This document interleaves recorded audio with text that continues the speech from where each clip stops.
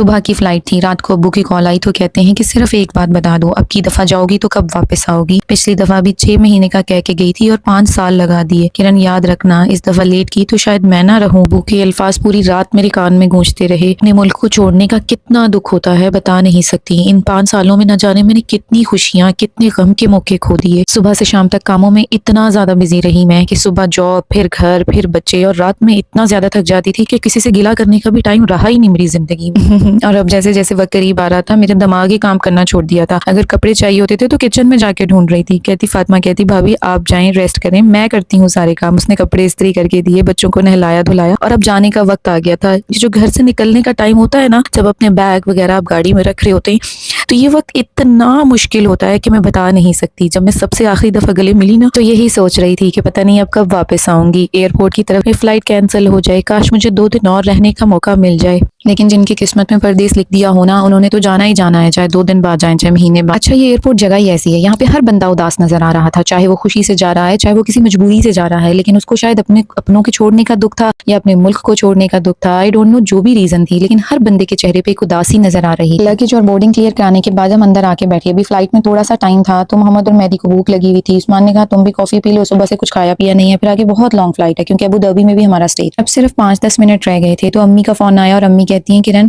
हमेशा से तुम्हें यही समझाती हूँ कि जब शादियां हो जाती हैं ना, तो बहुत सारे गमों को दिलों में छुपाना पड़ता है, चेहरे पे हंसी खुशी लानी पड़ती है अपने हस्बैंड के लिए, अपने बच्चों के लिए, क्योंकि अगर तुम हर टाइम दुखी रहोगी ना, तो इसका सबसे ज्यादा असर तुम्हारी औलाद पे पड़ेगा। तो यही सोच लो कि बस जो रो लिया सो रो लिया, और हमेशा शुक्र करना सीखो, क्योंकि जो शायद तुम्हारे पास है वो हजारों लाखों करोड़ों लोगों के पास नहीं है। बस अम्मी से हमेशा यही गिला रहता है कि आप हमेशा ऐसी बातें करके मुझे चुप करा देती हैं। कहती हैं स्ट्रांग बनो, स्ट्रांग बनना सीखो। फिर हम अबू धाबी पहुंचे। अच्छा, हम मुस्लिम्स के लिए ना, मुस्लिम कंट्री की वाइब्स ही अलग होती हैं, क्योंकि हर चीज जो हलाल मिल जाती है, किसी चीज में आपको बार बार पूछना नहीं पड़ता, रीड नहीं करना पड़ता कि हलाल है या नहीं है। सिर्फ 3 घंटे का स्टे था तो लाउंज बुक नहीं कराया। 3 घंटे पता भी नहीं चले, फौरन से गुजर गए। अब यहाँ से लंदन के लिए टेक ऑफ किया। बहुत लॉन्ग फ्लाइट थी, बैग भी बहुत ज्यादा थे, कैब हमने पहले ही बुक करा ली थी। घर पहुंचे, सबसे पहले घर देखा पूरे का पूरा। अपने घर में भी ना एक सुकून सा मिलता है, हर चीज अपने हिसाब से अपने तरीके से मैनेज की होती है। और ये भी मेरे अपने हाथों का बनाया हुआ घर है। इस घर को भी मैंने बड़े ही प्यार और बड़े ही दिल से बनाया है, तो ऐसा मैं कभी भी नहीं कहूंगी कि यहाँ मेरा दिल नहीं करता। बस यहाँ अपने नहीं है, अपनों की कमी बहुत महसूस होती है। मैं घर साफ सुथरा करके मैं गई थी। खैर थोड़ी देर आके लेटी, सुकून किया, और शाम को उठ के सारे के सारे बैग खाली किए, क्योंकि थोड़े बहुत कपड़े वगैरह बच्चों के और अपने भी चाहिए थे, वो सारे के सारे निकाले। लेकिन मैंने कुछ नहीं समेटा, क्योंकि मैं इतनी थक गई हुई थी ना। मैंने कहा कि आज मैं रेस्ट करूंगी, कल से फिर दोबारा मेरी जॉब स्टार्ट है, और फिर उसके बाद मैंने क्लीनिंग और खानों पकानों की साइड पे आना है। काम करते हुए मैं यही सोच रही थी कि सब चीजें वैसे ही स्टार्ट हो जाएंगी, लेकिन दिल अभी भी वहीं पाकिस्तान की रौनकों में ही बैठा हुआ है। दिल करता है कि वापस चले जाऊं, वहीं शिफ्ट हो जाऊं।